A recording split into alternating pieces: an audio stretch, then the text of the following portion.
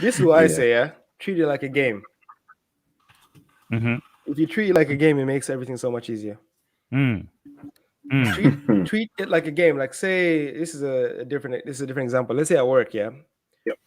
The goal at work is to either get promoted or to be the most productive, so you can get a salary bonus or some type of BS. And let's say you have a group project happening, and you have a guy on the team that you don't like. The goal of the game is to win and to be the best possible employee or whatever. You want to get that bonus at the end. You want to get that.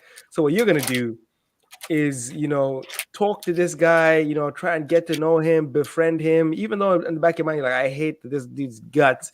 But for the purpose of the game, you're going to try and work him to mold him and, maneuver in a situation and get him on board so you can work together and be more productive. And in turn, it will help you both achieve whatever goals you have in the business. Right. You know what I mean? So you kind of have to treat everything like a mini game of, what's the winning goal? What's the objective to win? And then have fun with it, getting to that point, that objective. You know what I mean? Yeah. So basically, you're basically going for outcome over. You're basically, instead of focusing on the circumstance you're in, you're basically looking ahead to. Where do you want to be? Outcome. And then you have to act according to get you to that outcome you want. Regardless of if I don't like the pieces I've been dealt. That's what I'm saying. So let's say now, you say you wanna get gains and it's lockdown. What do you do? You think, okay, I got a home workout. I got to do what's necessary. At least I'll maintain my gains. So when I get out of lockdown, I have a nice base to start from. So you have to bite the bullet and do the minimum so you can at least retain the muscle you have. Otherwise, you're finished. Yeah. So most people are too shy and they don't want to put in the work in terms of social situations. They don't want to, they don't want to put themselves in awkward positions. But if you treat it as a game, it makes it a bit easier to think like, I'm not. It's out of your head. It gets out of your head. Like, oh, let me see if I can get this situation to happen. Let me see if I can get this situation to happen. Let's see how well and then you kind of pivot and maneuver as things happen. You know what I mean? To be honest, I feel like that we have I'm telling you, I think there was one time when me and Temi went to Cargo. I think it was 2 years ago or 3 years ago, maybe 2 years ago, before basically pre-lockdown. And I'm telling you, I think we had this mindset where we entered, and I'm telling you, literally, it was very, very clean. We had a clean night. It was a clean night. Like Camden Town. What a good night. It was me and Temi were having fun, right? And because we were having fun and the energy could be felt about people around us, it naturally, they gravitated towards us.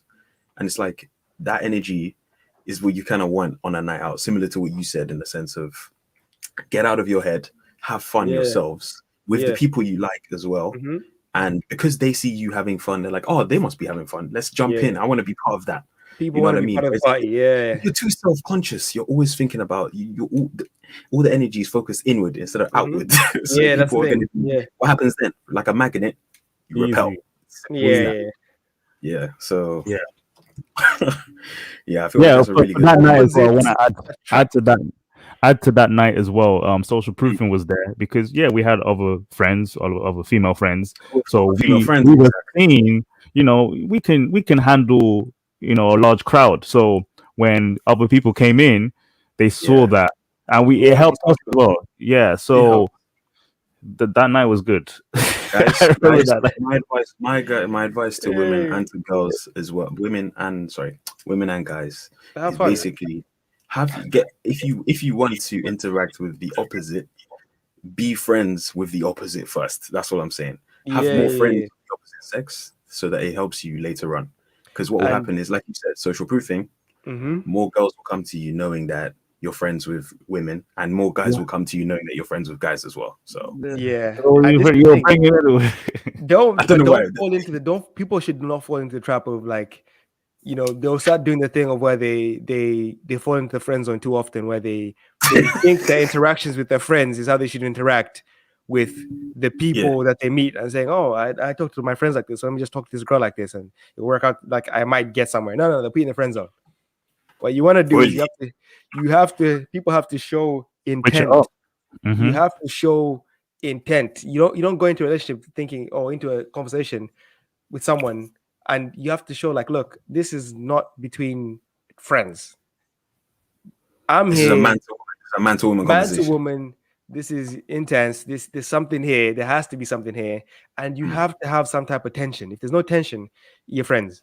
You know what I mean? There has to be that type of like almost like uneasiness, not on your side per se, but on the other side, there has to be some type of uneasiness. So them feeling like comfortable, but not too comfortable to where they feel like they have the whole situation handled. You know what I mean? You feel a bit like a bit on edge, like flustered. You know what I mean? Like if you lean in, they feel like, oh God, he leaned in.